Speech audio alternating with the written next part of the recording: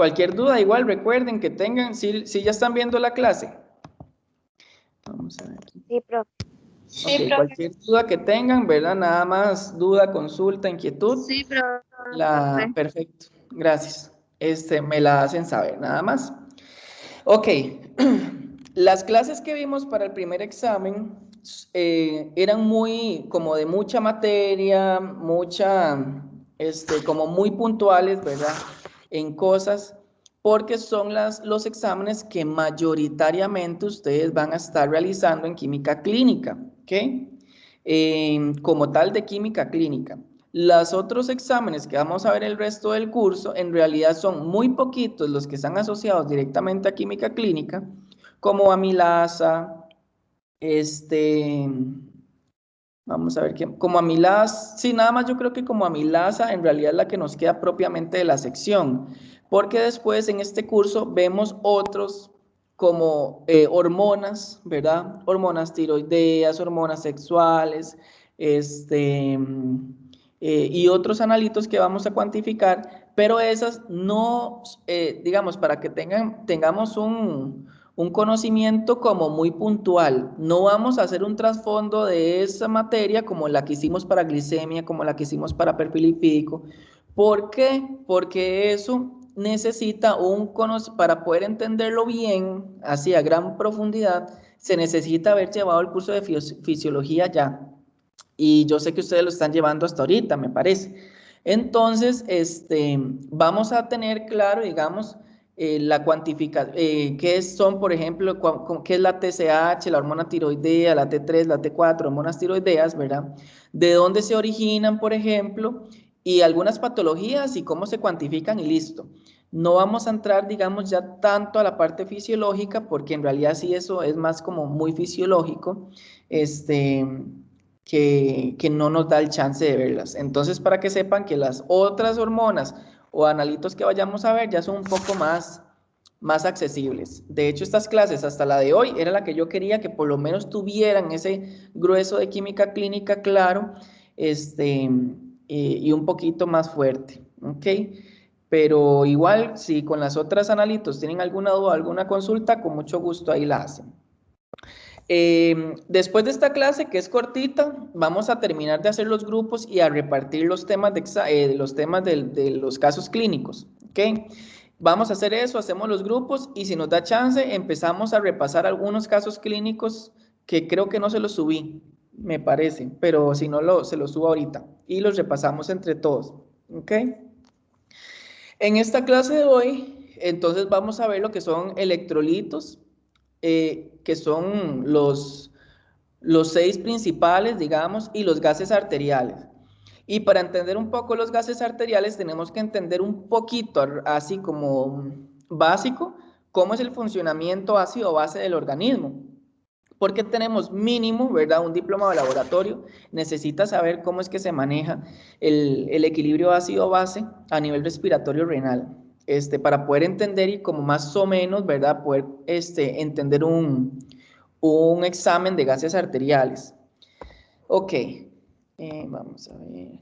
Dentro de los electrolitos, ¿verdad? Sabemos desde química que son iones, normalmente van a estar cargados con una carga positiva, que le llamamos cationes, y una carga negativa, que les llamamos aniones. Hay unos aniones que son de valencia -2, ¿verdad?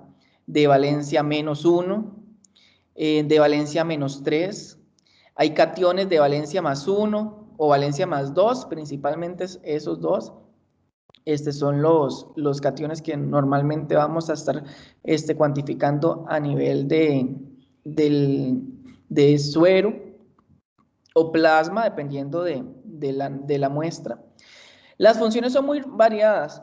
Aquí se las puse como un poquito más puntuales, pero vamos a ir viendo uno a uno, ¿verdad? Y las patologías relacionadas con eso.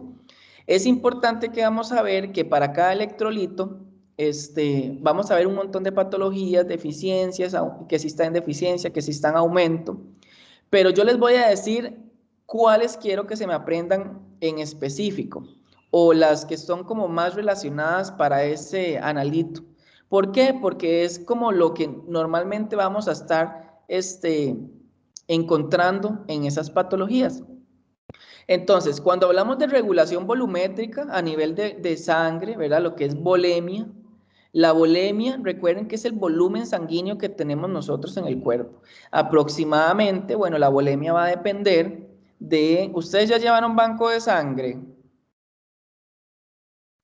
Yo no, es el último. Ok, la volemia es la cantidad de sangre que está en el cuerpo humano. Va a depender del peso de la persona. No es lo mismo la volemia de un hombre y la volemia de una mujer. Entonces también van a depender mucho del sexo. Normalmente la volemia en el ser humano ronda los 5 litros, 4 litros y medio, 6 litros aproximadamente.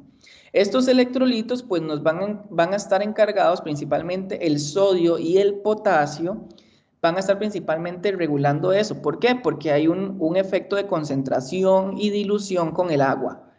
Entonces ahorita lo vamos a ver. También tienen una función muy importante lo que es el ritmo y la contractilidad. Importante lo que es en músculo esquelético, músculo visceral y músculo cardíaco o músculo liso también. El papel principal ante ciertas patologías lo vamos a ver con el potasio, pero el calcio y el magnesio también juegan papeles fundamentales en esta función. Cofactores enzimáticos, ¿para qué? Para realizar muchas reacciones químicas, metabólicas, ¿verdad? Esas reacciones de que se utilizan muchas enzimas para pasar de glucosa, glucosa 6-fosfato, etcétera. Por ejemplo, utiliza magnesio. Y otras utiliza zinc, como por ejemplo el zinc se utiliza mucho a nivel del sistema respiratorio. La regulación de bombas iónicas, se utiliza mucho el magnesio y hay otras bombas de tipo ATPasa que son, por ejemplo, la famosa bomba sodio-potasio, que nosotros tal vez alguna vez hemos escuchado, era la famosa bomba sodio-potasio.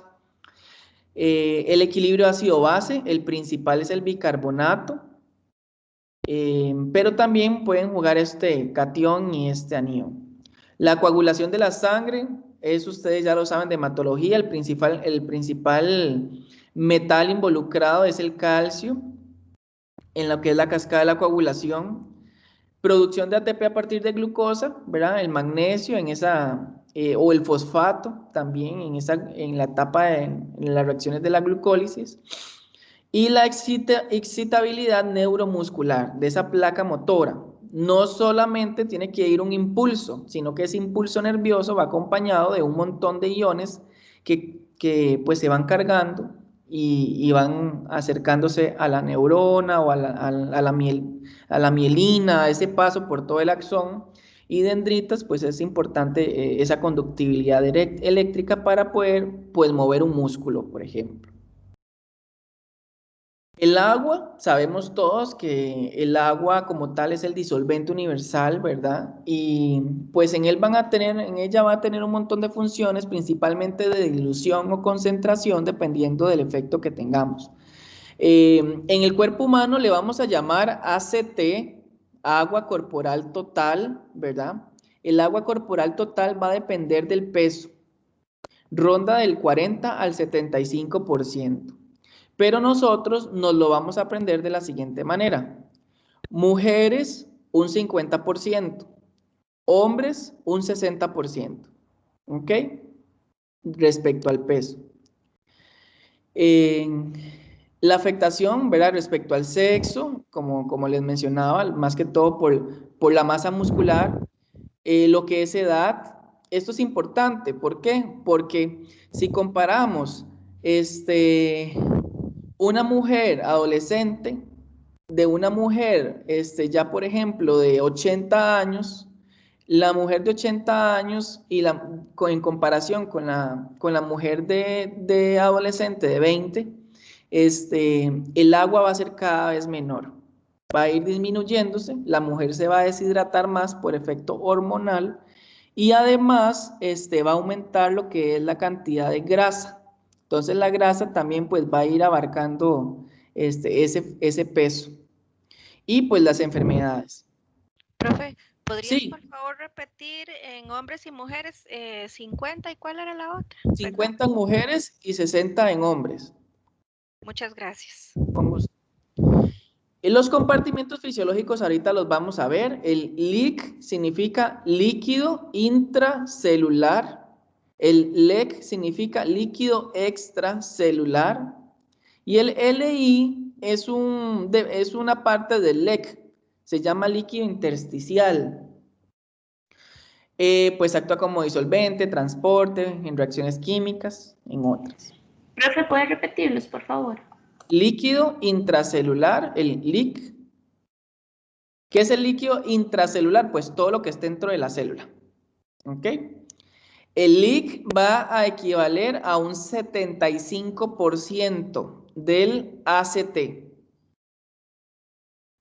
Ahorita hacemos un ejemplo. Y el LEC equivale a un 25%.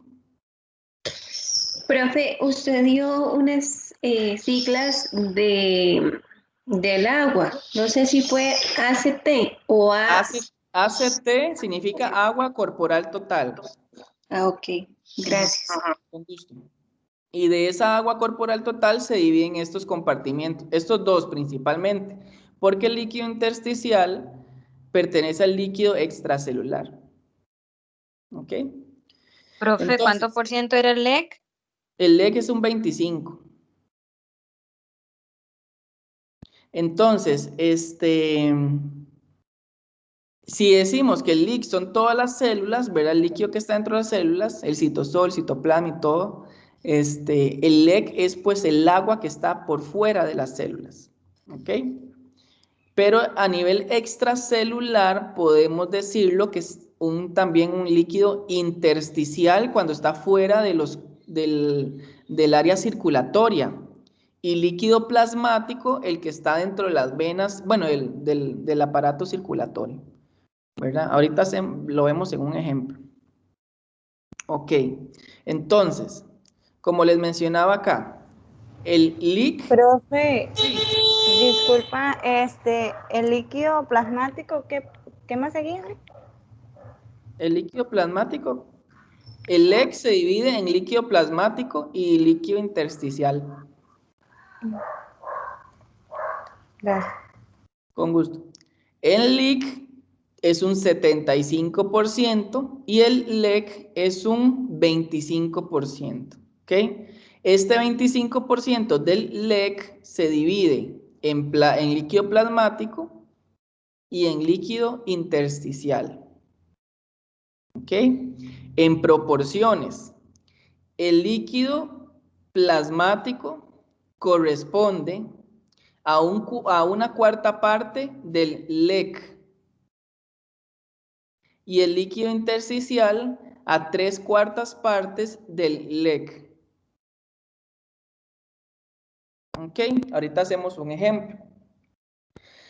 Y acá, esto es algo súper importante, donde podemos encontrar en el líquido intracelular cuál es el ion respecto a esta escala de colores, cuál es el ion que está en mayor cantidad dentro de la célula. El potasio. El potasio, correcto.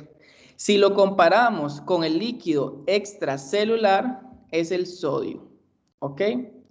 Pero vean que las concentraciones, tanto extracelular del sodio, es una concentración muy parecida al intracelular del potasio, ¿ok? Para que no se confundan, porque ahorita vamos a ver una concentración de potasio, que es la que nosotros manejamos en el laboratorio, que es muchísimo menor a esta, que ronda un 5 milimol por litro. Pero nos estamos refiriendo a esta concentración de 120 en el líquido intracelular de potasio. O sea, dentro de la célula, dentro del eritrocito. En cambio, en el líquido extracelular, el sodio tiene una concentración de hasta 140. Son muy parecidas, pero en compartimentos diferentes. Vean la cantidad de sodio que hay dentro de la célula, es muy poquita. Y vean la cantidad de potasio que hay fuera de la célula, es muy poquita. ¿Ok? Entonces, ¿qué pasa si ustedes van a tomar una muestra de sangre y se hemoliza ¿Qué significa hemolizarse? Recuerden que se reventaba el eritrocito. Ese eritrocito pues va a liberar todo lo que tenía adentro. ¿Y qué va a liberar? Un montón de potasio. ¿Ok? Entonces, muestras hemolizadas, ni el potasio ni el magnesio se reportan. ¿Ok? Es que aquí no está el magnesio, pero muestras hemolizadas, ni el potasio ni el magnesio se reportan. El sodio, pues no es No se le harían los electrolitos, profe, entonces, digamos. Se haría el sodio y el cloruro, y el fosfato, y el calcio. Solamente Sí. el sodio y el magnesio no.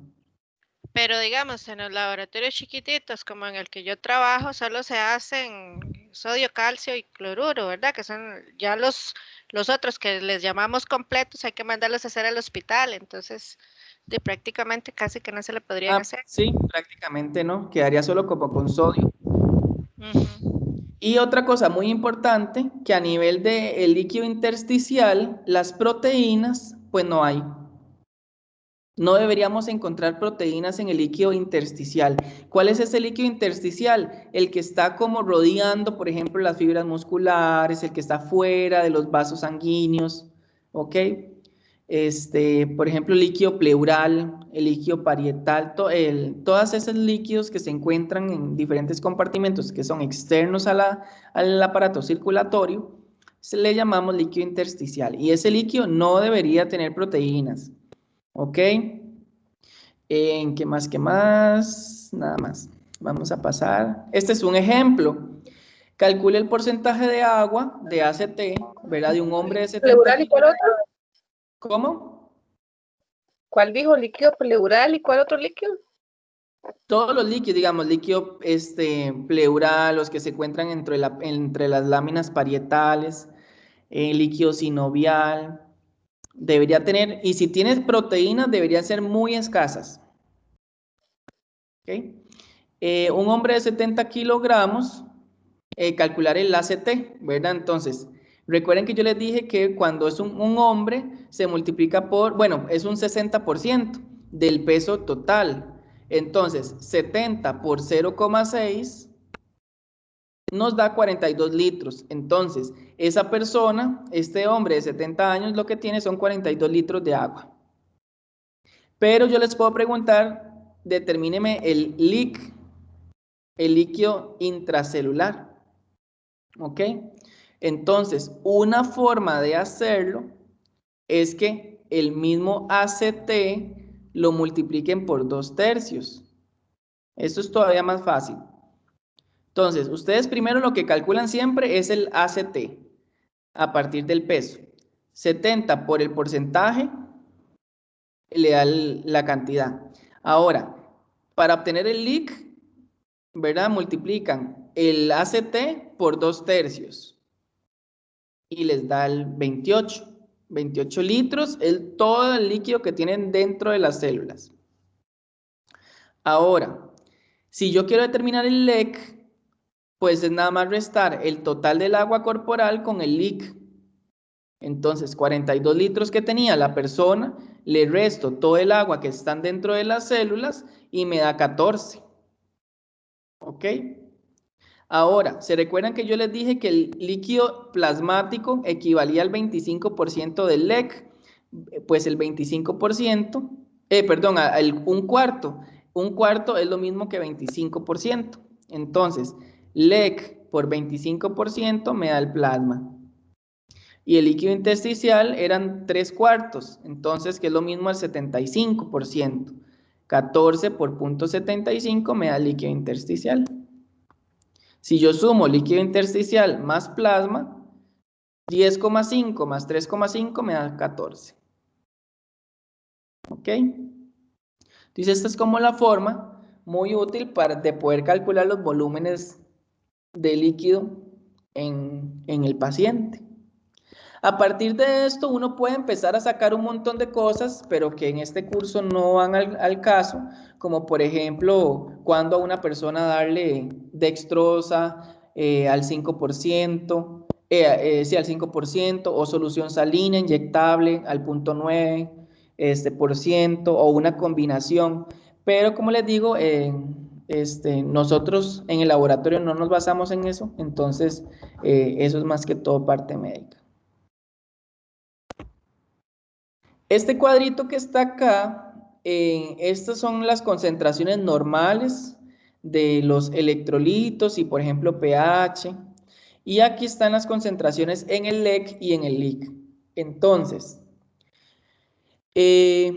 principalmente lo que quiero que se aprendan, estos rangos de aquí no los apunten porque vamos a apuntar mejor los que están en cada electrolito por separado. Pero sí quiero que se aprendan las diferencias del sodio y el potasio y el magnesio dentro de la célula y extracelular en una concentración milimolar, ¿verdad? Para que vean la diferencia por respecto al compartimiento.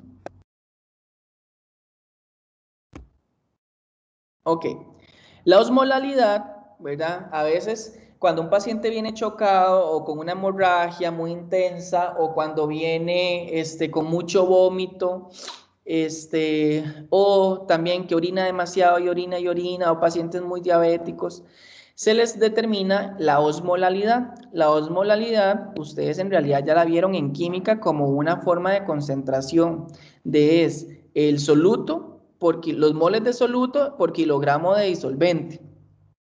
Igual uno a partir de eso, uno puede calcular a partir de esta osmolalidad, la calcula en miliosmoles por litro o miliosmolar. Para poder obtener de una osmolalidad normal en masa disolvente a una concentración miliosmolar, uno tiene que empezar a multiplicar por un montón de factores, porque como les digo, en este curso no nos vamos a meter ahí. Nada más que sepan que la osmolalidad la vamos a ver en el laboratorio, no en peso, sino en miliosmoles por litro o miliosmolar. Es un parámetro muy importante porque el cuerpo cuando está viendo aumento en agua o deficiencia en el volumen, en la volemia, pues el cuerpo va a responder a nivel del sistema nervioso central en el hipotálamo. Y lo que va a hacer es empezar a tener esta hormona ADH, que también se llama hormona, la vasopresina o la hormona antidiurética, ¿verdad? Para las personas que son hipertensas, pues se debe mucho también a este tipo de personas, a estos pacientes, a regular la ADH para poder orinar, ¿verdad? Para ver qué tipo de tratamiento le dan, por ejemplo, ¿verdad? Entre más uno orine, más controla la presión. Profe, con permiso, dijo vasopresina y la otra palabra. Antidiurética. Hormona antidiurética. Con gusto. Entonces, el agua la regulamos a nivel de esa hormona.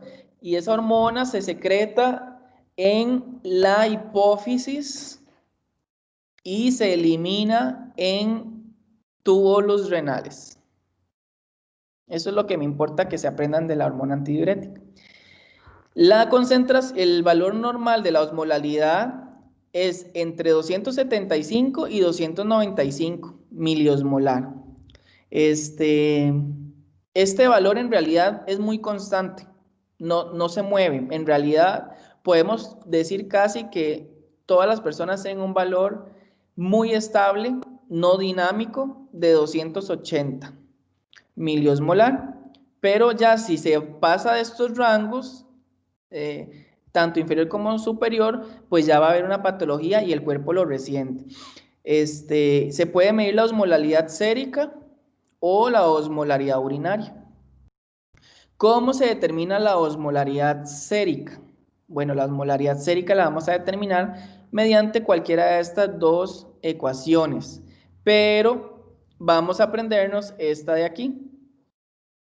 Entonces, para poder determinar la osmolalidad sérica, necesitamos saber cuánto es la concentración de sodio del paciente, la concentración de glucosa del paciente y la concentración de nitrógeno ureico en el paciente.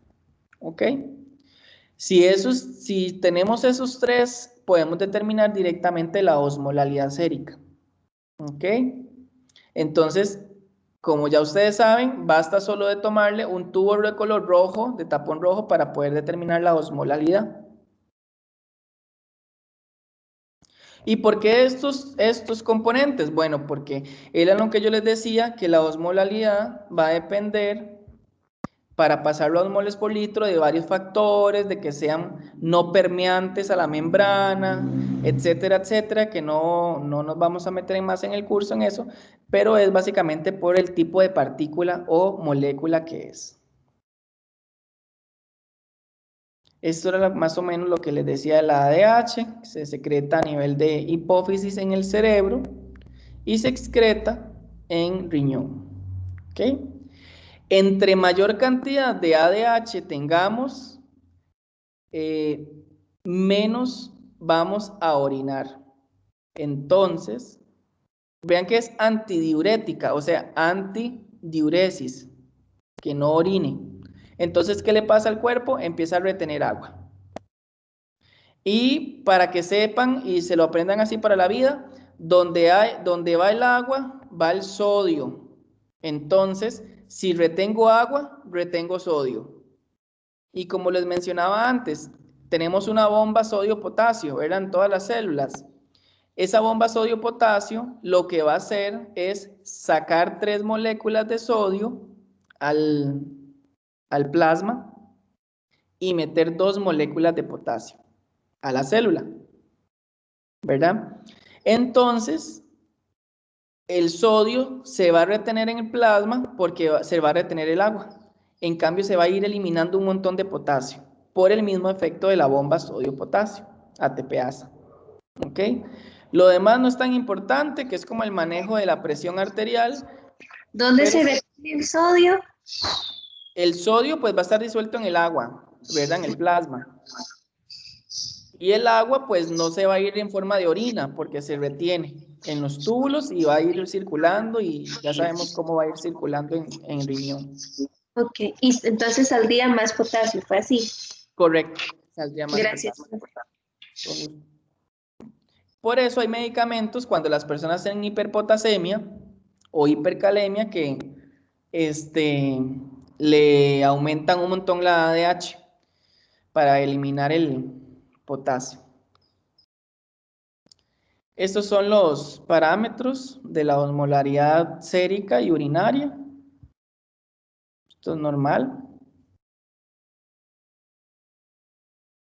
Y con respecto al equilibrio ácido-base, lo que quiero que se aprendan es que existen estos 4 tipos de buffer. Recuerden que los buffers son los que van a regular el pH. A nivel extracelular, el principal es el bicarbonato y la hemoglobina desoxigenada. Y a nivel intracelular, el principal es el fosfato. También vamos a tener hemoglobina oxigenada, pero este y este son los principales dependiendo del compartimiento. Esto no es importante. Ok. Con respecto a, voy a ver si este mismo cuadrito lo vamos a ver en este de acá. Existen alteraciones en las presiones de oxígeno, presiones de dióxido de carbono, bicarbonato y pH. Entonces, cuando a nosotros nos toman o a un paciente se le toma un gas arterial, pues se les va a medir un montón de parámetros que los vamos a ver al final de la presentación y podemos saber si ese paciente tiene una acidosis o una alcalosis, tanto metabólica como respiratoria. ¿Ok? Esta alcalosis aguda se refiere a una alcalosis respiratoria. Entonces, cuando vemos un pH muy bajo, un bicarbonato muy bajo, y la presión la PCO2 significa presión de dióxido de carbono. Cuando esa presión de dióxido de carbono está bajita, lo que tenemos es una acidosis metabólica. Entonces, el cuerpo va a regular mediante sistema respiratorio. Empezamos a respirar y a respirar y a respirar. Eso que le dicen, ¿verdad? No sé si se han escuchado, que se ponga una bolsa de papel y empiece a respirar en la misma bolsa. ¿Para qué? Para aumentar el dióxido de carbono. Y conforme aumenta el dióxido de carbono, pues me va a aumentar el pH. Entonces el cuerpo lo regula. Y ya pasa de una acidosis a un pH normal. ligeramente más básico del que se tenía. Y lo mismo con estas otras patologías, ¿verdad? Esas son patologías. Cuando hablamos de una acidosis respiratoria, compensamos a nivel renal. Y cuando hablamos de una alcalosis respiratoria, también compensamos a nivel renal. ¿Con qué? Con un montón de, bueno, con otros buffers que se van a producir aquí en riñón. Eso con un ejemplo más adelante lo vamos a ver. Y pues aquí vienen eso mismo que les acabo de decir, ¿verdad? Aquí está resumido en el cuadrito que aumenta, que disminuye. Y aquí prácticamente cómo es que se compensa. Eso es como el resumen. Ok, ahora vamos a empezar a ver electrolito por electrolito. El sodio, ¿verdad? Vimos que era importante para mantener el equilibrio homeostático de la volemia. ¿Por qué? Porque el sodio va con el agua, ¿verdad? Entonces nosotros vamos a tener diferentes patologías donde se va a aumentar o va a disminuir. ¿Cuáles son las más comunes? Bueno, hipernatremia significa aumento en la concentración de sodio a nivel de sangre. Hiponatremia, pues disminución. Entonces, vamos a tener hipernatremia principalmente cuando hay una diarrea muy prolongada o vómitos, quemaduras, cuando haya muy poquito potasio y cuando haya una insuficiencia renal. Eso es como los casos que se dan más, por decirlo así. Hipernatremia. Cuando hablamos de hiponatremia, ¿verdad? Más bien es que se disminuyen los niveles de sodio a nivel de sangre. Entonces lo que podemos ver más que todo es por una osmolaridad. Las podemos clasificar por el tipo de osmolaridad, ¿verdad? Pero en realidad estas no son como tan comunes con respecto a estas, ¿verdad? Nosotros casi siempre más bien empezamos y comemos mucha sal, ¿verdad? Y la sal es la que posee sodio y cloruro. Entonces, por ejemplo, cuando hay una hipercalcemia grave, o sea, un exceso de calcio, o tenemos las gamaglobulinas aumentadas en esta enfermedad que se llama mieloma múltiple, obviamente si tenemos el potasio súper elevado también. Estas son las concentraciones. Es importante que las manejen al dedo, o sea, 136, 145. Por arriba de 145, hipernatremia. Por debajo de 136, hiponatremia. ¿Okay? Si la tengo en 134, ¿es peligroso? No, o sea, recordemos que todos tenemos esa variabilidad biológica. La cuestión es de que no se tenga una concentración de sodio en 200, ¿verdad? Ya el paciente está prácticamente muerto. Con respecto al potasio, el potasio tiene la particularidad que ya les había mencionado sobre la hemólisis, ¿verdad? El potasio, vean lo que se encuentra en suero o en plasma, o sea, máximo 5. ¿Se recuerda cuánto estaba máximo intracelular? En 120. Correcto, en 120. Entonces, ¿qué le pasa a un suero súper hemolizado? ¿Verdad? De hecho, una vez llegó ahí al hospital un suero de un bebé y nada más la persona que estaba ahí en química no apuntó ¿cómo se llama? La hemólisis del suero, ¿verdad? Y pues el potasio estaba en 9. Digamos que un potasio en 9 ya eso es, ni siquiera ya está vivo el paciente. Entonces son cosas que ni siquiera, ¿por qué? Potasio alto, hiperpotasemias, es muy común cuando tenemos enfermedades cardíacas. ¿Por qué? Porque afecta directamente el corazón. ¿Ok? Inclusive también a nivel bajo, o sea, una hipopotasemia, podemos tener lo que se llama una alcalosis, que también se va a ver afectada directamente pulmón, y ustedes saben que pulmón está muy relacionado con el corazón. Entonces, Niveles altos de potasio son súper peligrosos y niveles muy bajitos de potasio son súper peligrosos. En esto lo vamos a ver más que todo en una insuficiencia renal, ¿verdad? En pacientes con leucemia, ese tipo de cáncer, en pacientes que tengan una trombocitosis, o sea, que tengan muchas plaquetas, más de 500.000 plaquetas. La hipopotasemia también, o sea, puede que estemos vomitando tanto, ¿verdad? Que es el contrario del sodio. Recuerden que el potasio y el sodio son contrarios por la bomba TPasa. Sodio ATP, sodio potasio ATPasa. Entonces, si tenemos alteraciones gastrointestinales, como un tumor, una mala absorción, diarrea, reflujo, vómito, pues todo eso nos va a disminuir mucho el potasio a nivel plasmático, ¿verdad? El síndrome de Cushing se ve muy relacionado con lo que es el cortisol y la insulina, eso lo vamos a ver al final de curso. Y el cortisol y la insulina, pues se va a ver también muy relacionada. Ay, ¿qué le pasó a esta cosa? Se va a ver muy relacionada a concentraciones de potasio también. Entonces, de 3,4 a 5 milimolar. Profe, Sí. los intervalos de referencia son los que van en la hojita que se Sí, saca esto la sí. Ok. No, los que son en orina 24 horas, si quieren no los apuntan. O sea, si quieren los apuntan, si quieren no. Pero yo no les voy a preguntar para electrolitos en orina. Bueno, Con respecto al cloruro, en realidad el cloruro no es es como el electrolito menos importante, ¿verdad? Se va a ver muy relacionado a cuando tenemos hipercloremia, o sea, una alta concentración de cloro a nivel de sangre, cuando eliminamos muchísimo bicarbonato, pero tiene que ser mucho bicarbonato. Y eso se da, por ejemplo, en pérdidas a nivel del sistema gastrointestinal.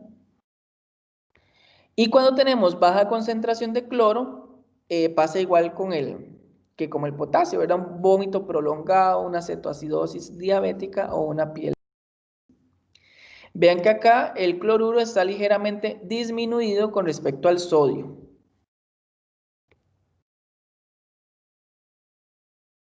Con respecto al bicarbonato, nada de esto se lo tienen que aprender, este diagramita.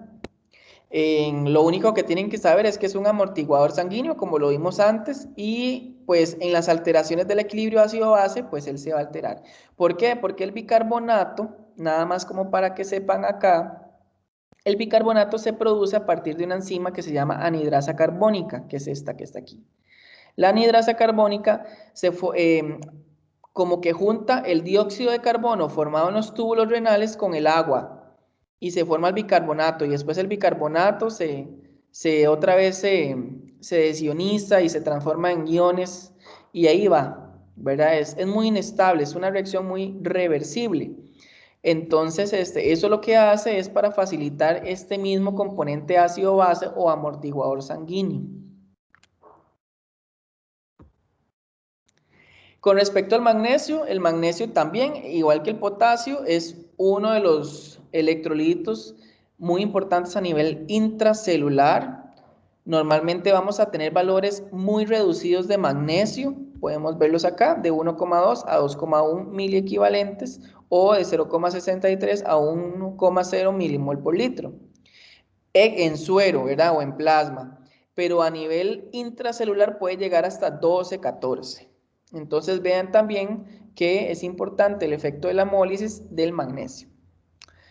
¿Qué son cosas importantes que se tienen que aprender del magnesio? Bueno, vamos a tener aumento del magnesio en alteraciones de hipotiroidismo, personas hipotiroideas, también con una insuficiencia renal, ya sea aguda o crónica.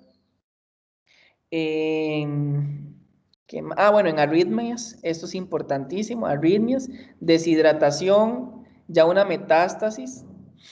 Y a nivel de una disminución de magnesio, normalmente nosotros manejamos más disminuido el magnesio, tal vez por genética, que más alto, ¿verdad? Pero eso es relacionado más que todo a la dieta. o a una malabsorción a nivel del sistema en duodeno o en intestino delgado. También esa misma malabsorción se puede relacionar con ese vómito, diarrea. Ven que son alteraciones más que todo gastrointestinales.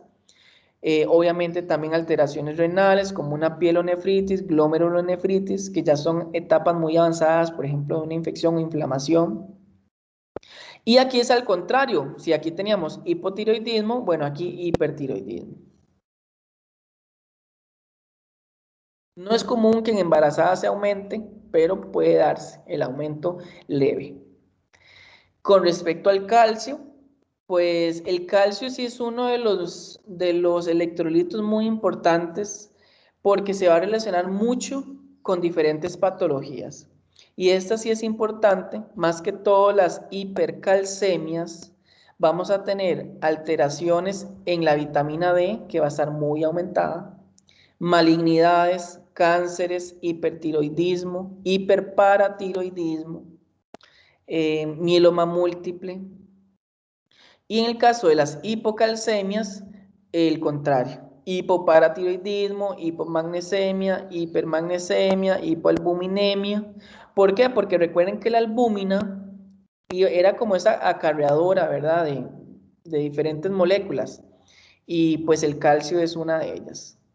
Deficiencias de vitamina D, enfermedad renal, rhabdomiólisis, que significa pues la ruptura de músculo. Y acá está, tanto en niño como en adulto, y el calcio total o ionizado.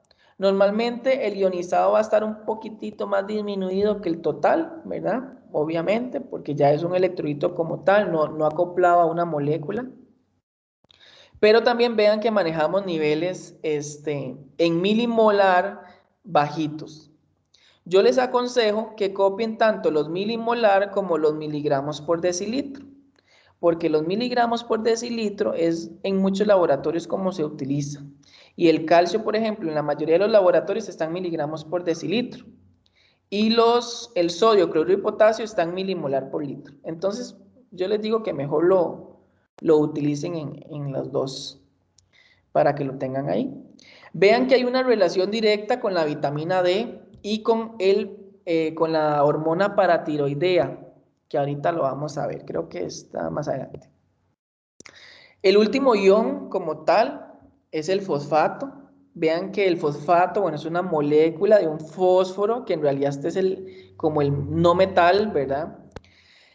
Pero es una molécula cargada.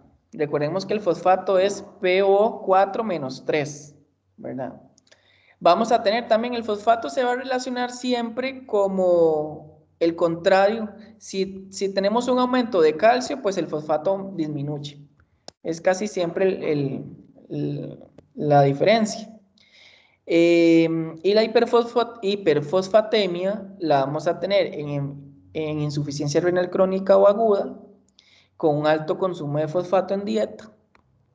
Y en hipofosfatemia, más que todo enfermedades respiratorias, por ejemplo en EPOC, que es una obstrucción a nivel pulmonar crónico, asma, malignidades también, ¿verdad? Y vean que esto se va a asociar una malignidad con una hipofosfatemia, y en calcio teníamos hipercalcemia, malignidades. ¿Ven esa relación de electrolitos, ¿verdad?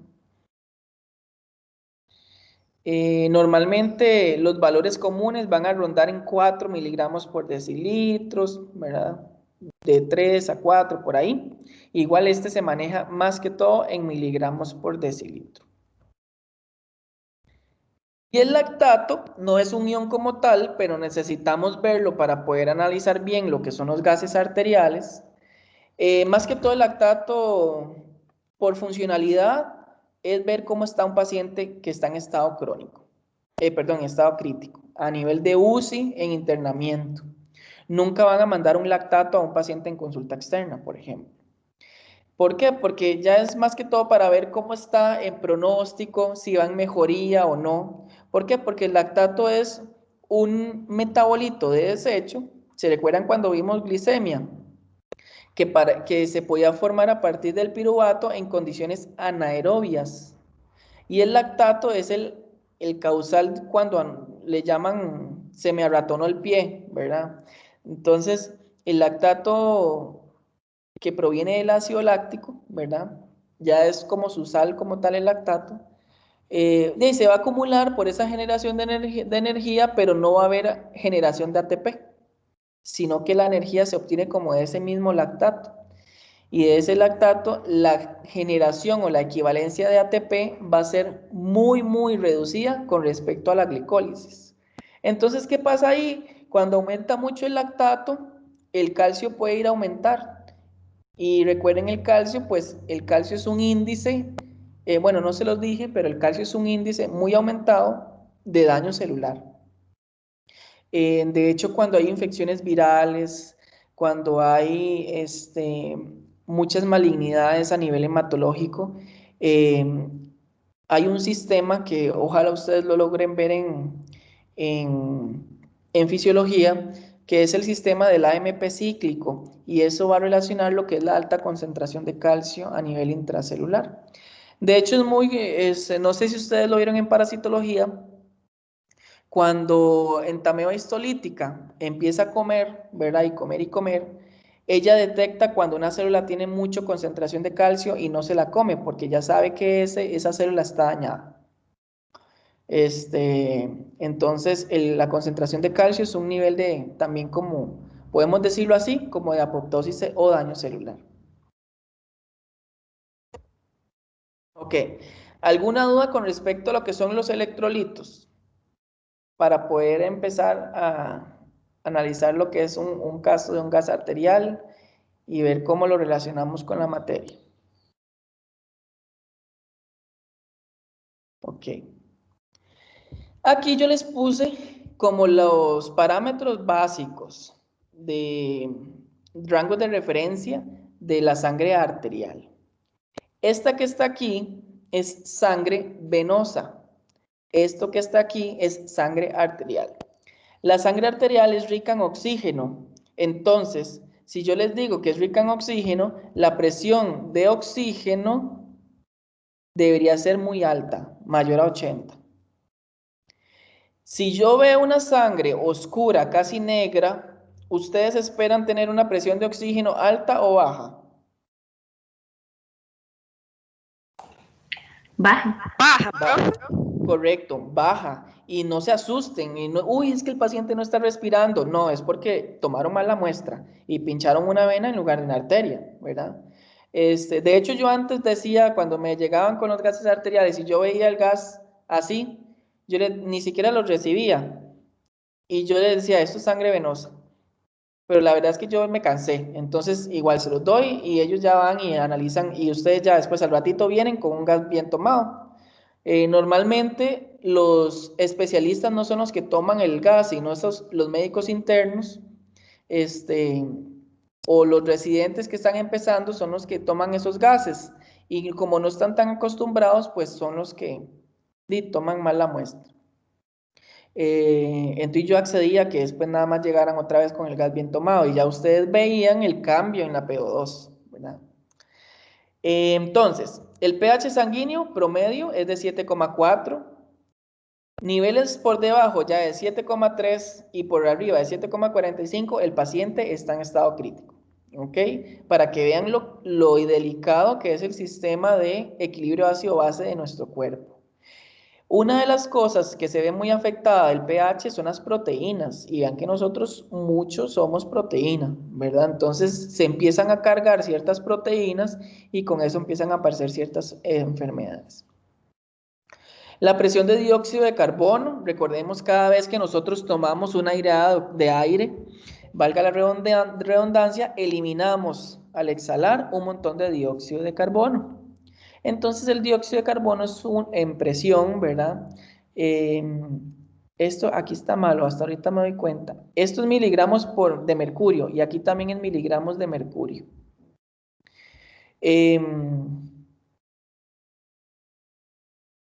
¿Cómo se llama? Es una relación, hay que analizar bien el PO2 y el PCO2. El bicarbonato como intermediario de amortiguador. La saturación de oxígeno, que siempre debe ser mayor a los 95.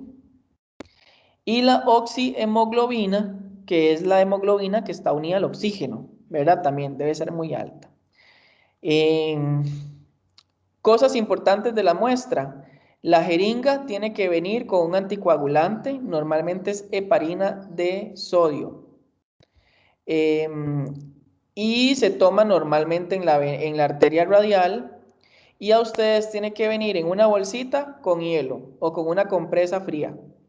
¿Por qué la temperatura? Porque la temperatura va a eliminar muy rápido los gases que están presentes aquí adentro.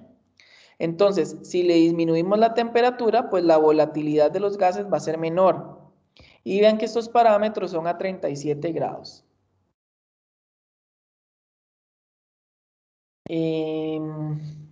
Esto yo se los puse aquí para relacionarles lo del calcio.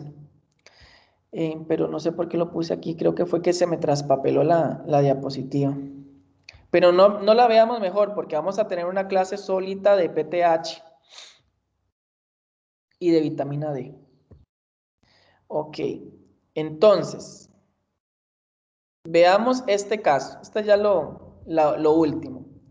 Este es un gas arterial de un neonato de 7 días de nacido.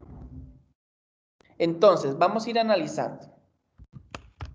El pH, 7,170. Ya con solo eso, ¿qué es? ¿Acidosis o alcalosis?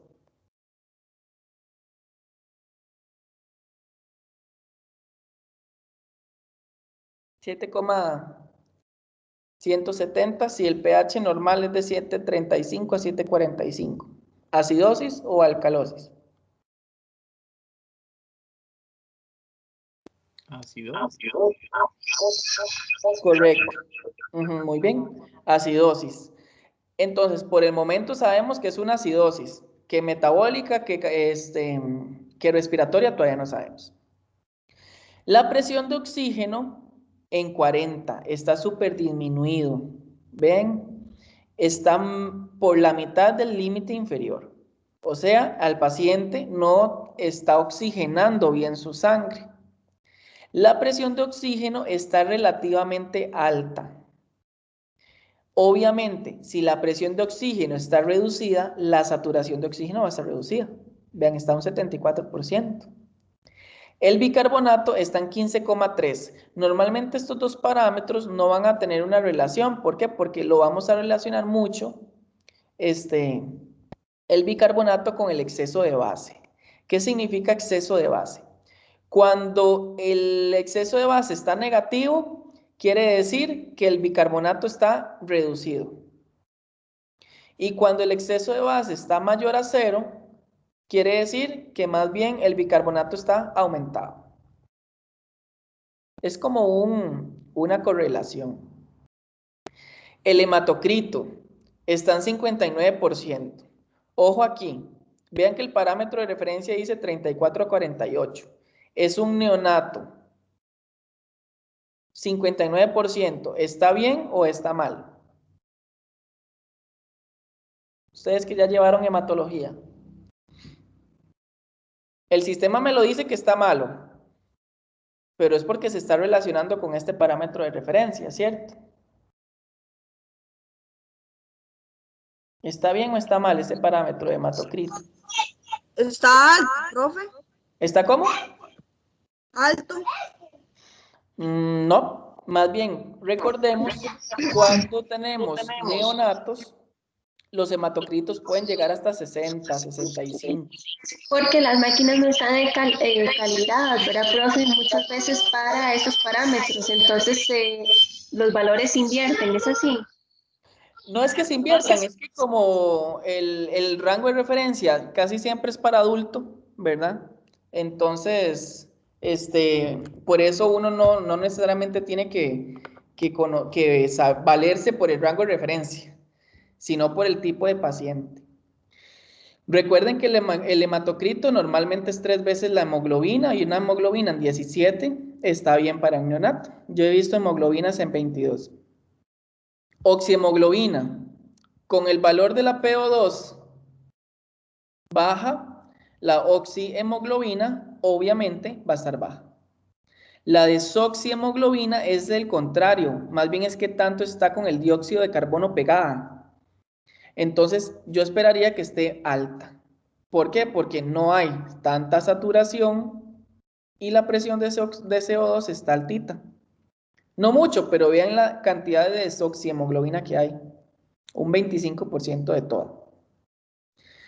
La metahemoglobina, la carboxihemoglobina, que es la desoxi la que está desoxigenada y la carboxi la que está con el CO2 pegado.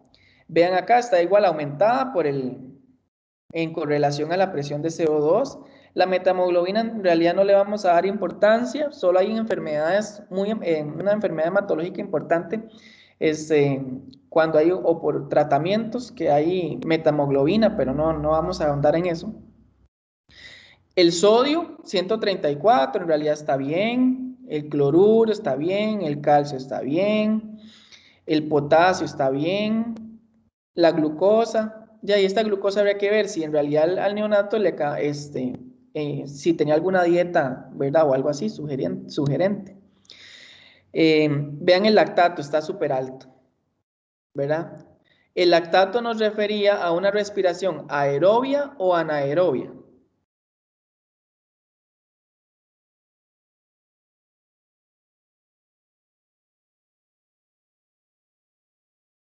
¿Aerobio o anaerobio se produce el lactato? Aerobio. Anaerobio. Anaerobia. Correcto, anaerobio. Entonces vamos a tener, por obvias razones, de como no estamos respirando bien, no se está llegando tanto oxígeno, entonces el lactato empieza a producirse, ¿verdad? Hay aparatos que miden de una vez la bilirrubina, ¿verdad? Esto es una bilirrubina total. Está ligeramente aumentadita, pero es normal a veces en neonatos, ¿verdad? La temperatura 37 grados que se hizo el análisis, la presión, porque la presión también digamos, en el hospital también interfiere en lo que respecta a los otros parámetros, más que todo presiones de gases. Y el FiO2 es un parámetro que significa, si el paciente no está intubado y está con normal, aireación normal, ¿verdad? Propia, el FiO2 es de 21%. Solo que nosotros en el laboratorio no le ponemos no se indica porque a nosotros no nos indican en el papel, ¿verdad? Pero un FiO2 normal del paciente que llega, está respirando por su propia cuenta, es 21%. Conforme le vayan aumentando la ventilación, o sea, ventilación asistida, el FiO2 va a ir en aumento. ¿Ok? Entonces, ¿qué tipo de caso o trastorno metabólico tiene ese paciente? El pH estaba disminuido, ¿verdad?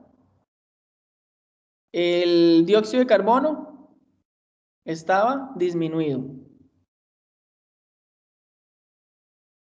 La PCO2 estaba ligeramente aumentada.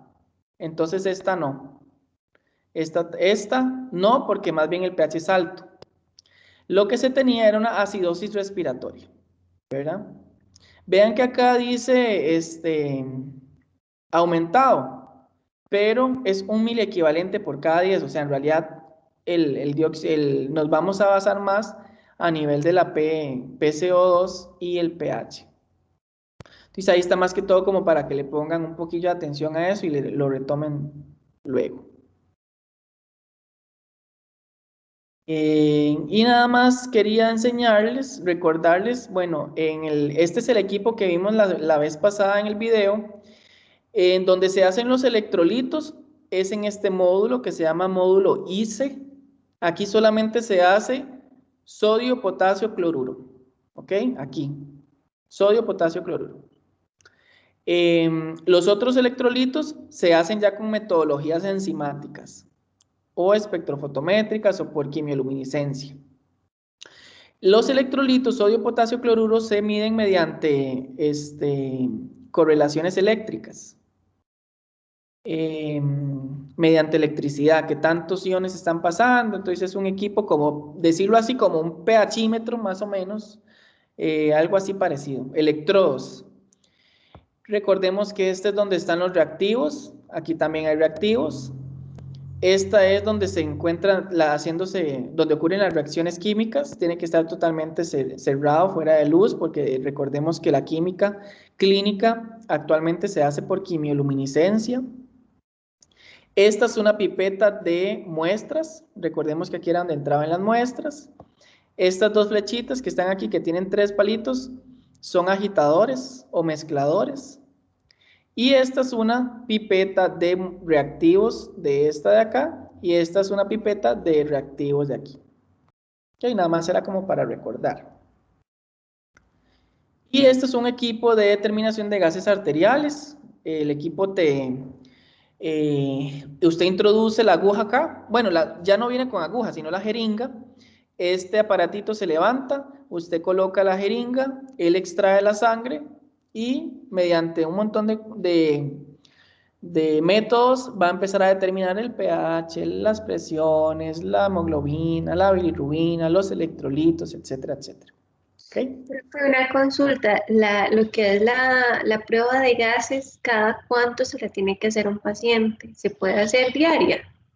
De hecho, puede llegar a tomarse inclusive hasta más de 3 gases por día, depende cómo se encuentre el paciente.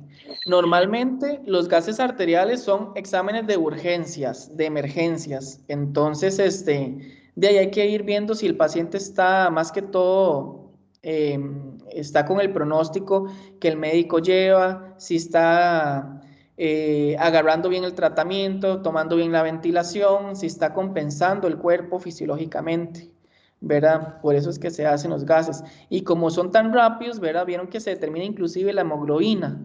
Un resultado de gases está en 2 minutos. Gases arteriales. En 2 minutos. Profe, Sí.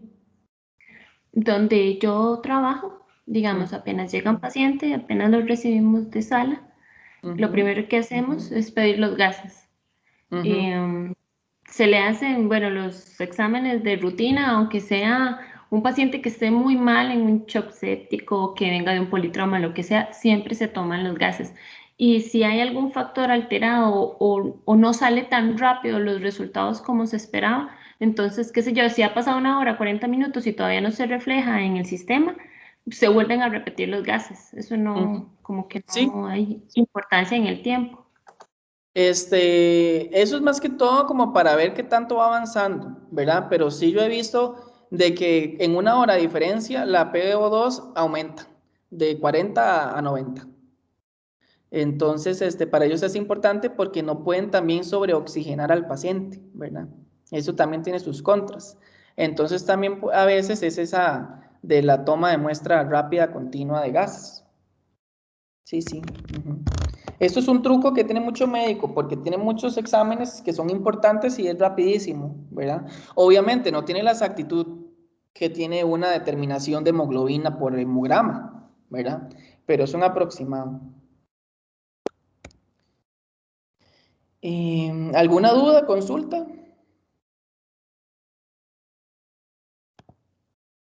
Ok, nada más déjenme entonces terminar rápidamente los grupos. Teníamos entonces el primer grupo de María Fernanda Brenes, Denia Salgado, Diana Solano, Carolina Bermúdez, Wenyuri Rivera, María Jesús Carranza. Tenemos, ese es el grupo número 1 para que lo tengan presente. El grupo 1. El otro grupo, Nicole Matamoros, Crisel Angulo, Paula Marín, Carolay Vargas, Andrea Jaén, Brian Gutiérrez. Ese es el grupo 2. Alejandra Jiménez, Denia Arias, Stephanie Montero, Sofía Mesa, Eric Barrantes, es el grupo número 3.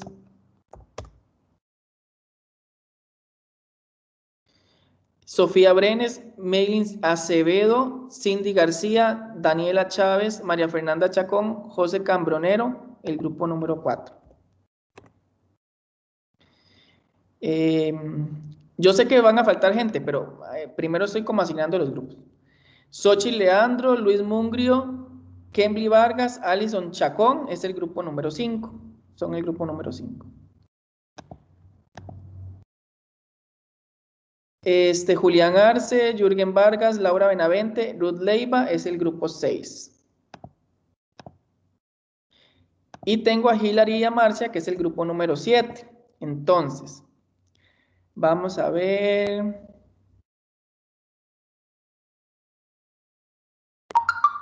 Adriana Hernández no tiene grupo, ¿verdad? Adriana Hernández, entonces se va a hacer junto con, vamos a ver, ajá. Al de Adriana Hernández se va a hacer con Xochitl Leandro, Luis Mungrio, Kembly Vargas y Alison Chacón. Luego está el otro grupo de Julián Arce, Jürgen Vargas, Laura Benavente y Ruth. Eso, entonces, Yolanda López y Dayana Madrid.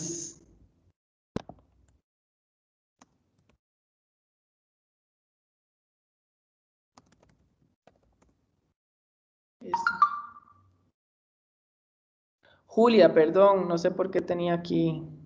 Gracias.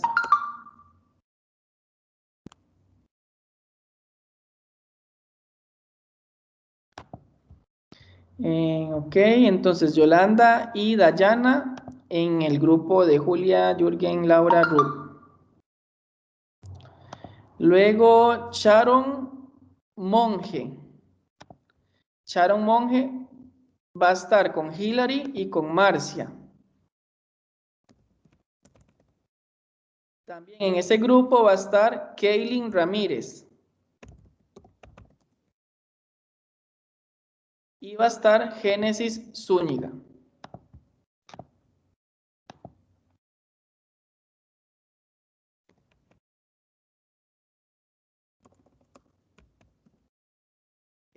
Todos ya tienen grupo, ¿cierto? ¿Hay alguno que no tiene grupo? Que no haya mencionado en este momento. Ok, entonces, yo igual les voy a mandarles los grupos en un Word y se los subo al sistema. Ahora, para que apunten los temas de y qué se va a hacer y cómo va a ser la metodología, ya se los voy a decir. Pero primero les voy a asignar el tema como tal. El grupo número 1, María Fernanda Brenes, Denia Salgado, Diana Solano, Carolina Bermúdez, Wenjuri Rivera y María Jesús Carranza. El tema que le toca es diabetes gestacional.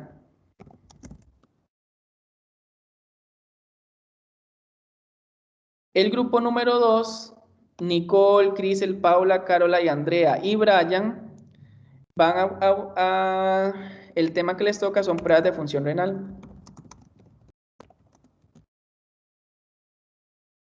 El grupo número 3, Alejandra, Denia, Stephanie, Sofía y Eric, lo que van a buscar es ictericia neonatal. Ictericia neonatal. El grupo 4, Sofía, Maylin, Cindy, Daniela, María Fernanda y José. Vamos a ver que ellos son el grupo número 4. El tema que les tocaría sería hipercolesterolemia.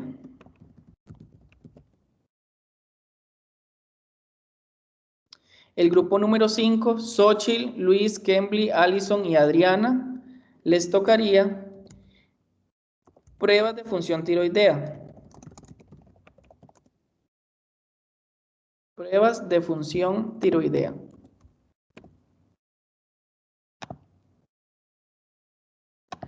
Ok. El grupo número 6, Julia, Jürgen, Laura, Ruth, Yolanda y Dayana. Ellos son el grupo número 6. Van a buscar entonces pancreatitis.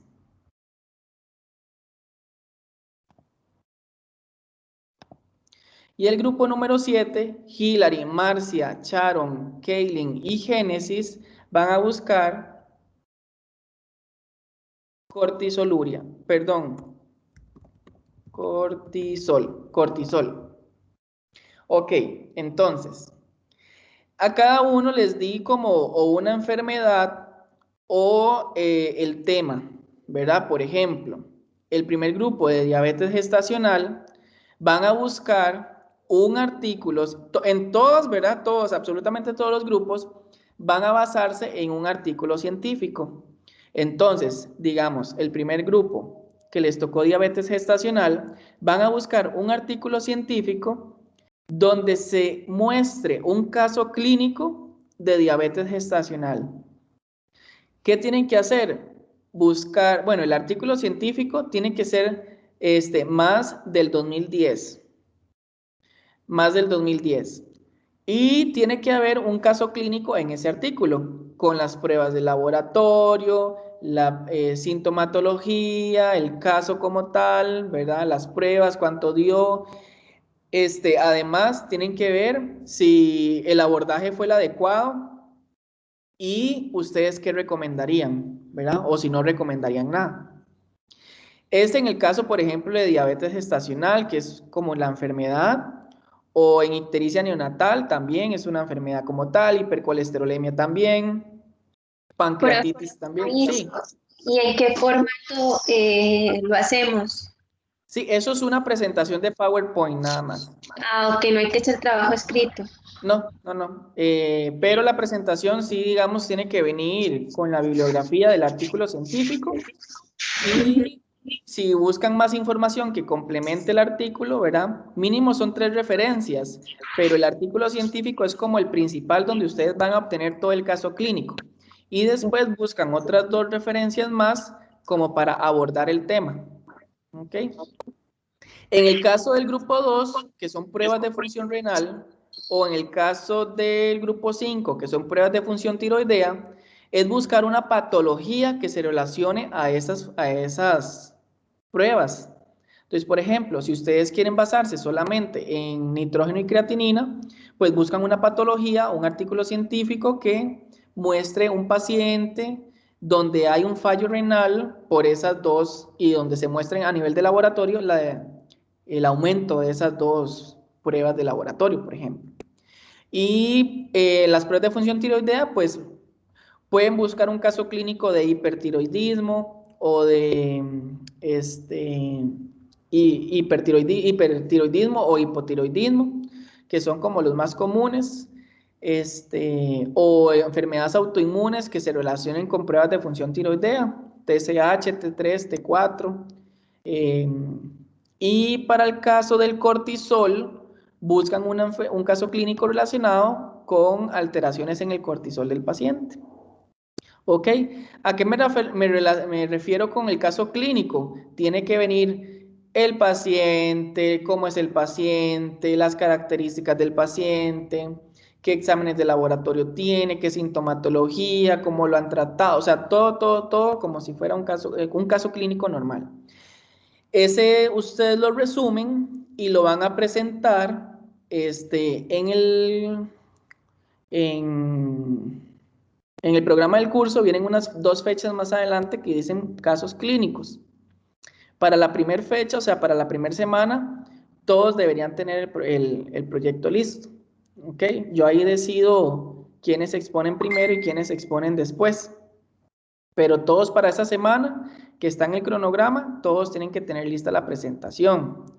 Igual, si tienen alguna duda, no es de que yo me pongan a revisar el proyecto, no, es si tienen alguna duda muy puntual como, profe, es que queremos saber si podemos meter, no sé, estas otras pruebas también, pueden meter, no hay ningún problema, pero son dudas puntuales, no dudas de revisión del proyecto porque es un proyecto, ¿ok?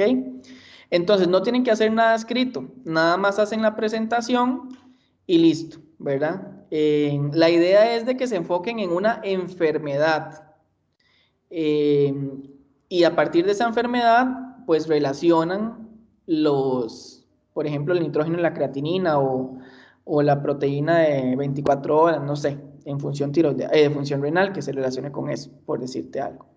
Pero yo esperaría en diabetes gestacional que busquen un artículo que tenga que ver con insulinas, curvas, todo eso. ¿Ok? ¿Alguna duda, consulta?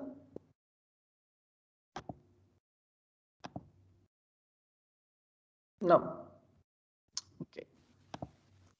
Entonces, para que empiecen a buscar ese artículo científico, que recuerden que tiene que ser más del 2010. Yo les voy a subir igual. Profe, ¿cuántas diapositivas tiene que tener la presentación? El tiempo de duración tiene que ir de unos 15 minutos mínimo. Ok. Que no se pasen como más de 20 o 25 minutos. Profe, y otra consulta, en la presentación de uno puede hacer algún tipo de actividad como para que a los compañeros les quede claro de lo que estamos hablando.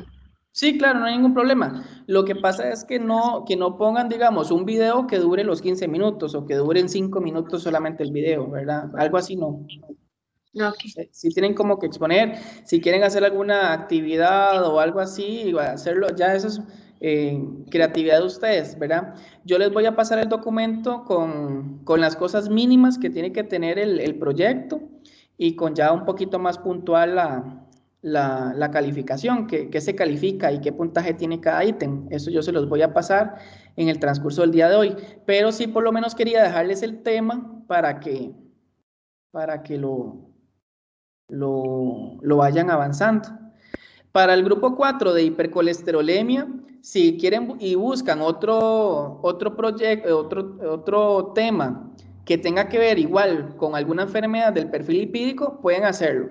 No hay ningún problema. O sea, pero es que queremos de hipertrigliceridemia, bueno, o hipercolesterolemia familiar, bueno, pueden hacerlo, no hay ningún problema, pero que se relacione con el perfil lipídico. Igual lo mismo con el perfil tiroideo y lo mismo con el perfil renal. Con la pancreatitis, busquen los exámenes de laboratorio que se hacen en pancreatitis.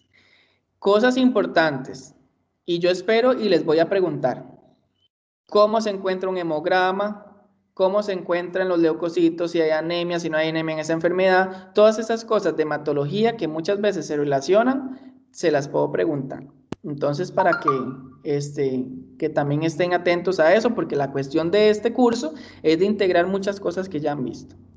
Igual, si ustedes quieren corroborar nada más la enfermedad y decírmela antes de empezar el proyecto, con mucho gusto me avisan y yo les digo, sí, pueden seguir adelante con esa enfermedad, no hay ningún problema, ¿ok? Pero la idea es que vayan avanzando por lo menos en esa guía, ¿ok? ¿Alguna otra duda? Consulta.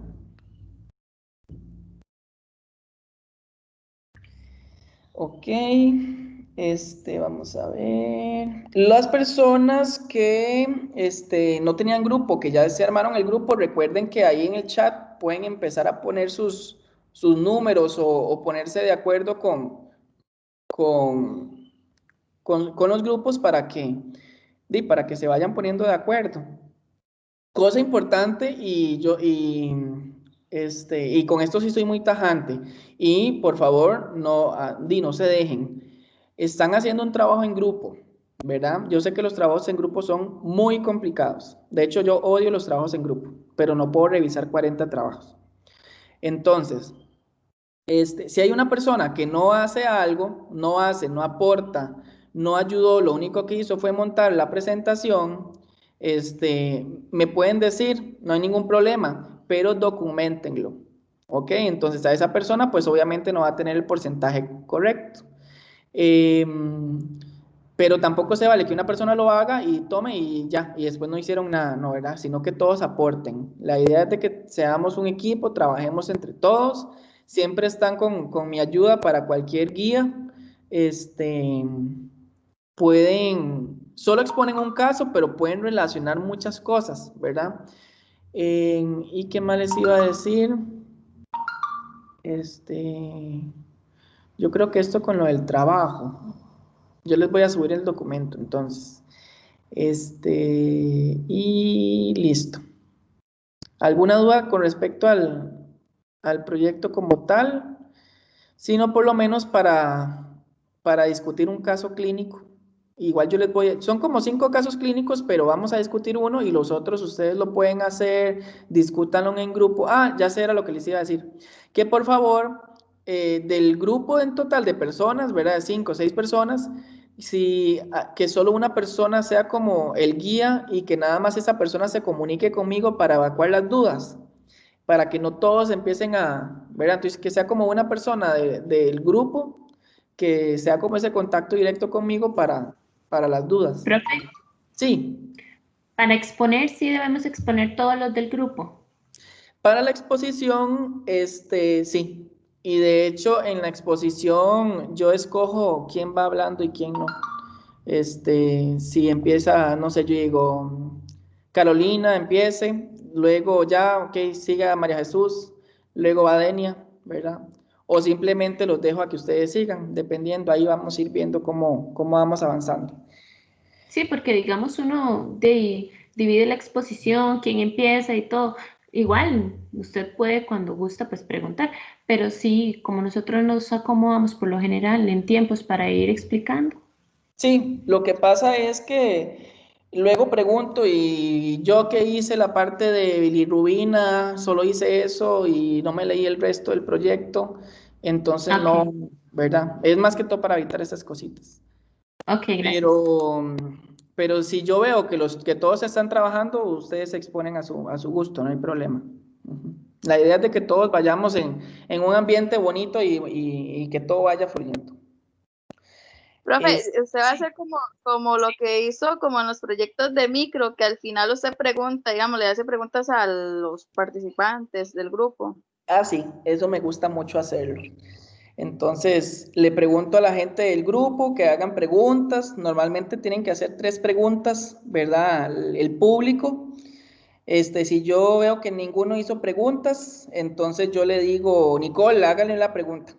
Y si Nicole no le hizo una pregunta al grupo que está exponiendo, entonces el puntaje se reduce a Nicole y no al grupo. Por ejemplo, por decirte algo así, ¿verdad? Para que todos pongamos atención y así me doy cuenta que todos estemos en la misma sintonía. Pero igual, como les digo, todas esas anotaciones yo se las voy a poner por escrito para que queden ahí. Con respecto al examen, el examen va a constar de 40 preguntas. Van a tener de minuto y medio a 2 minutos por pregunta, para que lo tengan presente. No lo he hecho aún, pero probablemente la mayor parte sea de marque con X, va a haber desarrollo y unas partecillas ahí de respuesta corta. Pero la mayor parte va a ser de marque con X. Con el tiempo ahí sí yo les aviso con antelación, más o menos cuánto es, pero va de minuto y medio a 2 minutos por pregunta y es como hacer un quiz, es lo mismo, lo mismo, lo mismo. Ok, vamos a ver. Creo que yo no les subí los casos clínicos, pero por lo menos quiero que veamos uno. No se extrañen porque esos casos clínicos, sí les voy a decir, tienen un nivel de dificultad tal vez un poquillo alto. En el examen no es que les voy a poner esto y que ustedes en esto lo hagan en minuto y medio, no. O sea, esto es como tal vez, si logran hacer estos casos clínicos luego de haber estudiado, pues van para un 200, pero si no saben algo de aquí, o sea, sepan que también en estos casos yo los saqué de un libro, entonces a veces en esos libros se ven más materia y más cosas que tal vez para ustedes no es tan importante, entonces no se estresen, ¿verdad? Igual si quieren consultar, consulten. Pero quería ver un caso, vamos a ver, este de aquí. Vamos a leerlo. Los padres de una muchacha de 15 años de edad en estado de coma la llevaron al departamento de urgencias. Ella padece de diabetes y ha sido dependiente de insulina por 7 años. Sus padres expresaron que antes había tenido varios episodios de hipoglucemia y cetoacidosis y que su hija con frecuencia estaba demasiado ocupada para tomar sus inyecciones de insulina. Los resultados de laboratorio obtenidos en la admisión muestran lo siguiente. Entonces, el sodio, bien, potasio, un poquito alto, cloruro, un poquito bajito, bicarbonato, súper bajo, glucosa, súper alta, Vean que esto es importante saber leer. No estamos hablando de que están ayunas, ¿verdad? Eso es una glucosa aleatoria. Nitrógeno ureico, alto. Creatinina, normalito. Lactato, alto. Vean que esto también lo podemos ir correlacionando con el bicarbonato. Y la osmolalidad está muy alta. Vean que está en 385, donde debería estar en 280. El pH, 711. La PO2 en 98. Y la PCO2 está baja. En orina, glucosa 4 cruces. Y pues hay una cetonuria de 4 cruces. ¿Cuál es el diagnóstico? Ok, cosas importantes. Con solo ver, ya vemos el antecedente, está muy joven, vemos que tiene una glucosa muy alta, ¿verdad? Pero vean que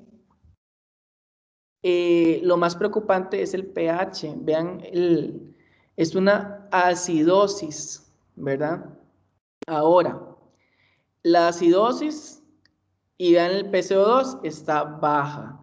Entonces, hay que ver si esa acidosis es respiratoria o es metabólica. Con solo ver el oxígeno, está respirando bien, ¿verdad?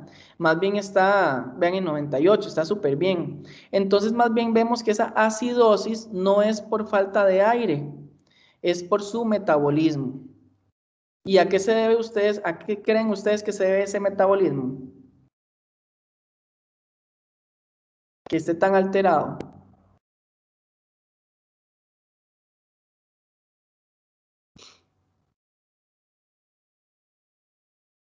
Relacionemos lo que hemos visto en clases.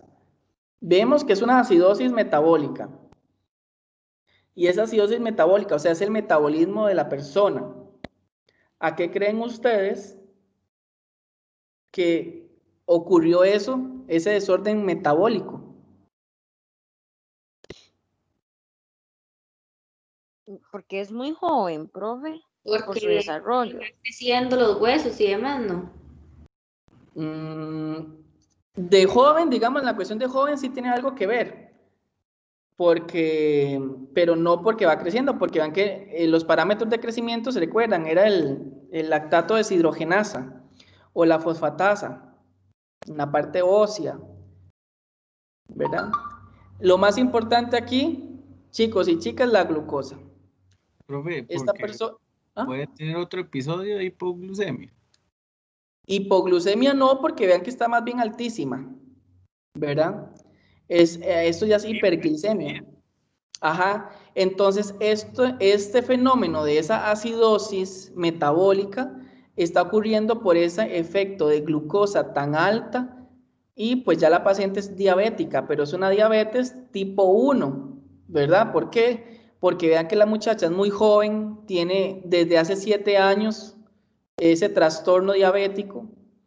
Y como aquí dice que no se inyecta la insulina, es por eso que tiene tanta glucosa, ¿verdad? Porque recuerden que la insulina baja, es hipoglucemiante. Entonces, ella es diabética, pues ya que tiene afectación renal. ¿Ok? Y recuerden que puede tener afectación renal, muscular, entonces tal vez ahí el lactato, ¿verdad? Que se ha aumentado.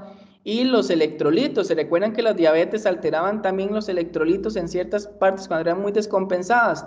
Por eso recuerden que electrolitos desordenados, tal vez, la osmolalidad pues está aumentada.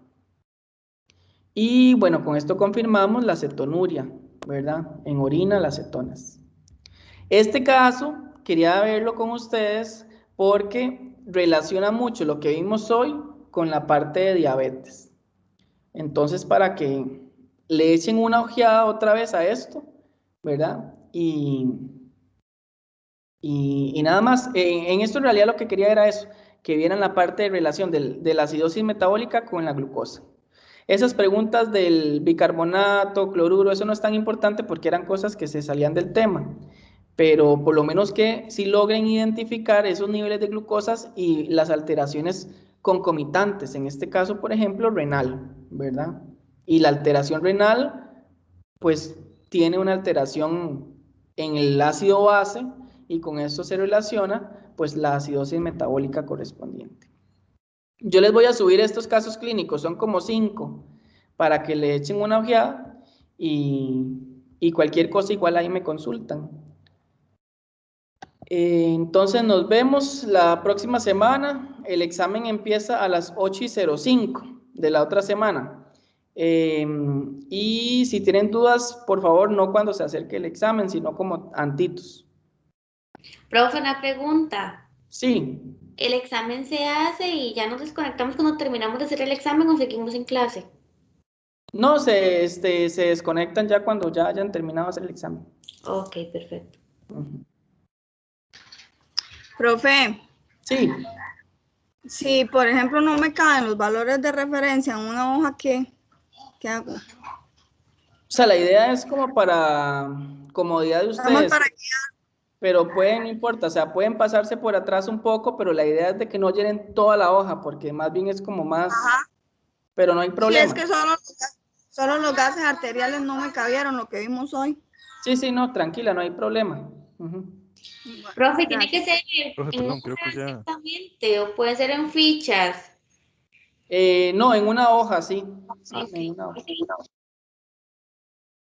Profe, sí. Lo que yo había dicho, pero el examen ¿dura lo que dura la clase o es menos tiempo?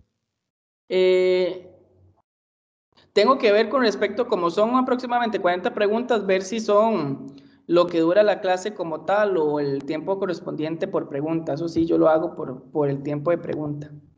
Pero no creo que sea entiendo. todo el tiempo como tal. Ok, listo, quedamos atentos, profe, muchas gracias. Bueno, con gusto. Nos vemos la próxima semana y cualquier consulta, me escriben ahí al chat.